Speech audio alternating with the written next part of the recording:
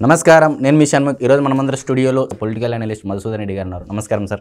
నమస్తే షణ్ముఖ్. సార్, మధుసూదన్ రెడ్డి గారు సీఎం చంద్రబాబు గారికి వైఎస్ జగన్ సీరియస్ వార్నింగ్ ఇచ్చారు సార్. గుంటూరు జిల్లా జైల్లో ఉన్నటువంటి మాజీ ఎంపీ నందిగాం సురేష్ను పరామర్శించి వచ్చిన తర్వాత ఎల్లకాలం మీరే ఉండరు, రేపు మీ నాయకులందరికీ ఇదే గతి పడుతుంది, ఇదే జైల్లో మీ నాయకులు కూడా ఉంటారని చెప్పేసి ఒక మూడవ ప్రమాదిక హెచ్చరిక జారీ చేసిన విధంగా వార్నింగ్ ఇచ్చారు. మరి దీన్ని ఏమంటారు మీరు? దీన్ని ఇప్పుడు ఒకటి రంకు నేర్చనమ్మ బొంకు నేర్చకపోలేదంట.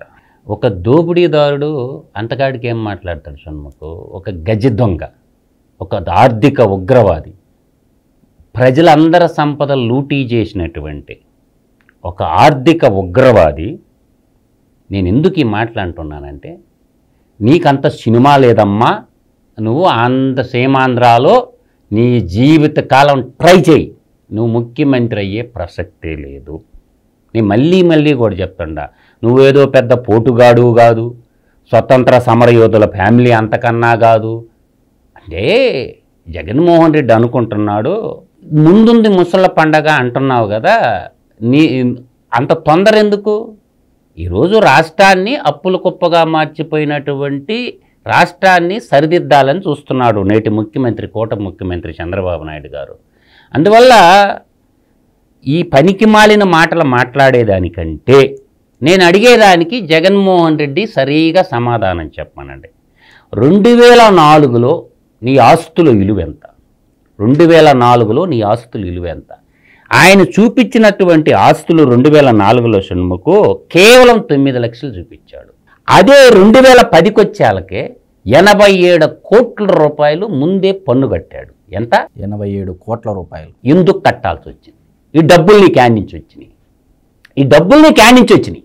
అంటే అప్పటికే కంటోన్మెంట్ ఎమ్మెల్యే శంకర్రావు హైకోర్టుకి రాయటం వల్ల, సిబిఈడి కన్నుబట్టడం వల్ల ట్యాక్స్ ఎంత కట్టాడు? ముందస్తు ట్యాక్స్ 87 కోట్లు పెట్టాడు. ఈ విధంగా తీసుకుంటే రాష్ట్ర సంపద జగన్ యొక్క బినామీల చేతుల్లో భూములు ఎంత ఉన్నాయి తెలుసా? 94,038 ఎకరాల భూములు ఉన్నాయి జగన్మోహన్ రెడ్డి బినామీల చేతుల్లో. తర్వాత వాటి విలువ దాదాపుగా 33,935 కోట్ల రూపాయలు. పోనీ గనులు, ఈ గనులు కట్టేసినటువంటి ఈ గనుడు 1,81,079 ఎకరాలు గనులు కొట్టేసి ఉన్నాడు. అన్ని రకాల గనులు, అటు తెలంగాణలో కానివ్వండి, అటు సీమాంధ్ర నేల మీద కానీ, దాని విలువ తీసుకుంటే, ఆ గనులు విలువ తీసుకుంటే 16,63,400 కోట్ల రూపాయలు. దీనికి సమాధానం చెప్పరా బాబు? ఇప్పుడు జగన్మోహన్ రెడ్డి ఈ వచ్చే 15 ఏళ్లలో దాదాపుగా గనుల నుంచి వచ్చే రాబడే 16,63,000 కోట్ల రూపాయలు. ఇంత ప్రజాధనాన్ని కొల్లగొట్టినటువంటి కర్కోటకుడు, నేను ఊరకంలా జగనాసురుడని, ఈ కలికాలంలో పుట్టిన ఈ భారతదేశ ప్రజలందరి సంపదను లూటీ చేసినటువంటి వ్యక్తి ఎక్కడెక్కడ ఎంత అని కూడా నేను చెప్పగలను షణ్ముఖ్. కాదని చెప్పమనండి జగన్మోహన్ రెడ్డిని. అతను రాజకీయ పార్టీ పెట్టుకున్నది ఏంటంటే తన దోపిడీ సామ్రాజ్యాన్ని విస్తరించుకోవడానికి, తన ఈడీ సిబిఐ కేసుల నుంచి తప్పించుకోవడానికి, ప్రజలకి కొంత బిస్కట్లు వేసేసి ఇతను మాట్లాడేదా? అంటే ఇక్కడ ఇంకో విషయము, నందిగాం సురేష్ను పరామర్శించిన వచ్చిన తర్వాత కూడా నందిగాం సురేష్తో ఈ విధంగా మాట్లాడంట, నా పేరు మటుకు చెప్పొద్దయ్యా, చెప్తే నీ పని కూడా నీకు కూడా గొడ్డలి పూట అన్న విధంగా ఏదో హెచ్చరికలు జారీ చేశారని చెప్పేసి సమాచారం. ఇప్పుడు జగన్మోహన్ రెడ్డిని నమ్ముకుంటే జైలు తప్పదు. జగన్మోహన్ రెడ్డి నమ్ముకున్న వాళ్ళకందరికీ జైలు తప్పదు. ఎందుకంటే అతను దోపిడీ నుంచి వచ్చాడు రాజకీయాల్లోకి. అతనేమన్నా ప్రజలకు సేవ చేసి ప్రజానాయకుడిగా రాలా. ఒక తండ్రి మరణాన్ని అడ్డం పెట్టుకొని, తండ్రి మరణించక ముందు మహానేత అన్నారు, మరణించిన తర్వాత మహామేతగా మిగిలిపోయాడు. ఇల్లు అమ్ముకుంటే గాని గడవని పరిస్థితి నుంచి వేల కోట్ల సామ్రాజ్యాన్ని సృష్టిస్తే ఇతను భూమి మీద బతికేదానికి అర్హత లేదు అని చెప్పి, సృష్టి కూడా చాలా గొప్పది, సృష్టి లయకారుడు చాలా గొప్పవాడు. ఏం చేశాడు? మేఘం రూపంలో వచ్చి తొక్కేసిండు. ఆడ దొరికినటువంటి దాన్ని ఎత్తుకొని పోయి కట్టుకున్నాం. అందువల్ల ఏంటంటే సింపుల్గా చెప్తాము, నేను కొన్ని కంపెనీలు ఎగ్జాంపుల్ చెప్తాను షణ్ముఖ్. ఒక నెల్లూరు జిల్లాలో సింహపూరి సీమలో నెల్కాస్ట్ కంపెనీ ఎవరిది? విజయసాయి రెడ్డి 1500 ఎకరాలు, వాల్యూ ఆఫ్ 1200 కోట్లు. ఎస్బిక్యూ స్టీల్స్ 1100 ఎకరాలు, 350 కోట్ల రూపాయలు. థర్మల్ పవర్ ప్లాంట్స్ కేవీపీ 15,000 ఎకరాలు, 5,000 కోట్ల రూపాయలు. వెంకటేశ్వర వేరు హౌసింగ్స్ కేవీపీ 375 ఎకరాలు, 75 కోట్లు. మాస్ హోల్డింగ్స్ 2,000 ఎకరాలు, 1,600 కోట్లు. ఎయిర్పోర్ట్స్ ఇందు 2,000 ఎకరాలు, 1,600 కోట్లు. ఒక్క సింహపూర్ జిల్లాలో చెప్పా. తర్వాత గుంటూరు జిల్లాకు తీసుకుందాం. సరస్వతి పవర్ గనులు 1,515 ఎకరాలు షణ్ముఖం. అంటే సరస్వతి సిమెంట్ ఉందా? సిమెంట్ లేకుండానే 1,515 ఎకరాలు, దాదాపుగా వాటి వాల్యూ, గనుల వాల్యూ వచ్చి 20,000 కోట్ల రూపాయలు. నేను చెప్పేవన్నీ కాకమ్మ కథలు కాదు, లిస్టు బయట పెట్టు. ఎలా వచ్చినాయో చెప్పు. రాజకీయాన్ని అడ్డం పెట్టుకొని ప్రజల్ని వంచి ప్రజలకు సేవకులుగా ఉండాల్సిన వాళ్ళు ప్రజల ఆస్తులు, ప్రజల సంపదని ఇలా విధంగా కొల్లగొడుతూ పోతే ఏమని అనుకోవాలి?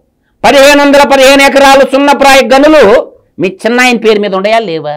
ఇవాళ ఎరపతినేని, అటుపక్క మాచర్ల జోలకంటి బెమ్మారెడ్డి అన్న, ఎరపతినేని శ్రీనివాసు వాళ్ళు ఎన్నోసార్లు యుద్ధం చేశారుగా.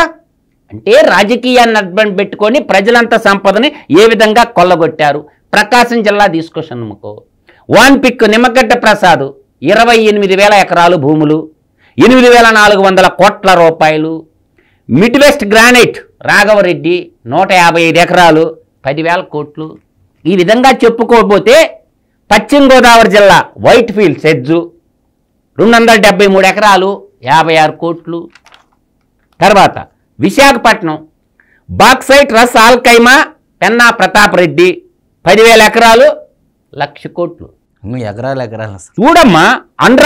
ఆంధ్రాక్ అనిల్ కుమారు 1,866 ఎకరాలు, 2,500 కోట్లు వర్తు.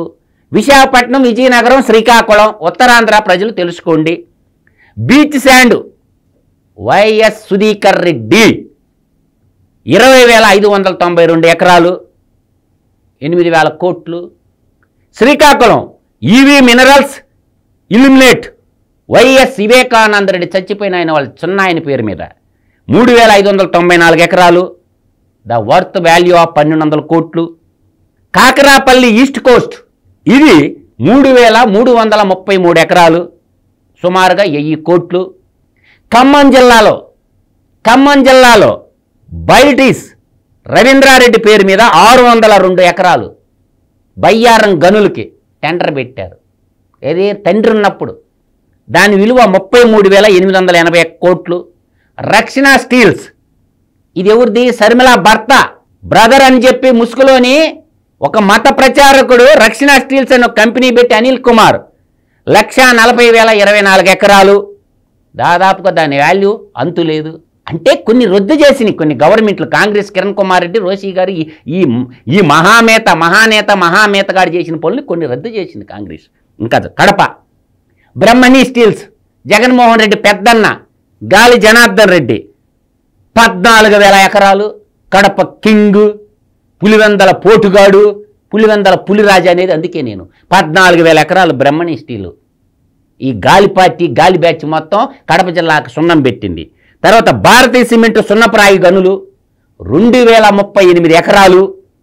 తండ్రి అధికారాన్ని అడ్డం పెట్టుకొని 2,038 ఎకరాల సున్నపు గనులు ఏ విధంగా కేటాయించుకున్నాం? దాని విలువ 6,000 కోట్ల రూపాయలు. పేదలకేమో సెంటు భూములు. ఇంకా చూడు, మంగంపేట బైరిటీస్ దుష్యంత్ రెడ్డి 400 ఎకరాలు, 600 కోట్లు. చిత్తూరు శ్రీ సిటీ సెజ్జు రవి సన్నారెడ్డి ఎవరిచ్చారు సెజ్జ 3,798 ఎకరాలు, ఇంచుమించుగా 1,500 కోట్ల రూపాయలు. ఇంకా పెన్నా సిమెంటు సున్నపు గదులు ప్రతాప్ రెడ్డి 822 ఎకరాలు, 3,600 కోట్లు. తాన్లా సొల్యూషన్ 250 ఎకరాలు, 500 కోట్లు. ఇందు స్టార్ గేజీ బ్రహ్మణి సెజ్జులు 750 ఎకరాలు, దాదాపుగా 1,500 కోట్లు. తర్వాత నాదర్బుల్ పొట్లూరు ప్రసాద్ 590 ఎకరాలు. ఇప్పుడు పొట్లూరు వాళ్ళ అమ్మాయినే కదా శర్మిలాదేవి గారి పుత్రరత్నాన్ని చేసుకున్నదే. 1800 కోట్ల రూపాయలు. కర్నూలుకి వద్దాం. పెన్నా సిమెంట్స్ సున్నపు గదులు ప్రతాపరెడ్డి 800 ఎకరాలు 3000 కోట్లు. అనంతపురం జిల్లాకు వద్దాం. ఓఎంసీ ఏఎంసీ మళ్ళీ జగన్మోహన్ రెడ్డి పెద్దన్న 329 ఎకరాలు దాదాపుగా 10,000 కోట్లు. లేపాక్షి నాలాజీ అప్పు హిందూ శ్యాంప్రసాద్ రెడ్డి 8,844 ఎకరాలు 1000 కోట్లు. ఇవన్నీ చేసింది నువ్వు కదా, నీ తండ్రిని అడ్డం పెట్టుకొని దోచిన సంపదలు కదా నేను చెప్పినవన్నీ. ఇంకా చాంతానంత చెప్పుకుంటా పోతే చాట భారతం అంటుంది జగన్మోహన్ రెడ్డి యొక్క దోపిడీ. ఒక దోపిడీదారు తన యొక్క డబ్బు మదంతో చేస్తున్నటువంటి అరాచకత్వం.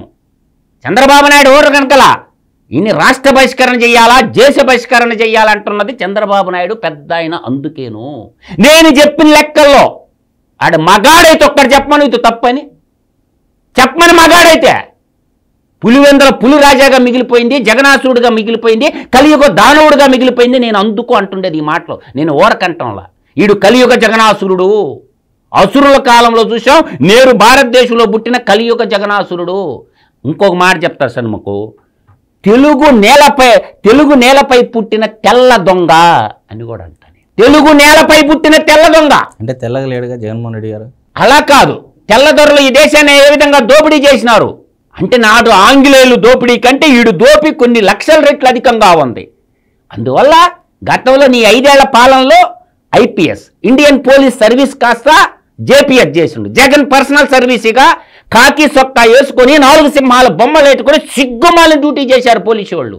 వాళ్ళ మూలాలు ఇంకా స్టేషన్ హౌస్ ఆఫీసర్లుగా, ఎస్ఐలుగా, ఈడేమో ధీరోదాత్తులుగా, ఇంకా కోవట్టులుగా పనిచేస్తున్నారు. నేటి కూటమి ప్రభుత్వం వాళ్ళని ఏరిపారేయాలా, వాళ్ళ మీద ఏసీబీ రైట్లు చేపించి, ఇన్కమ్ ట్యాక్స్ రైట్లు చేపించేసి వాళ్ళ మూలాలు స్టేషన్ హౌస్ ఆఫీసర్లుగా, తర్వాత ఎస్ఐలుగా ఇంకా ఉన్నారు.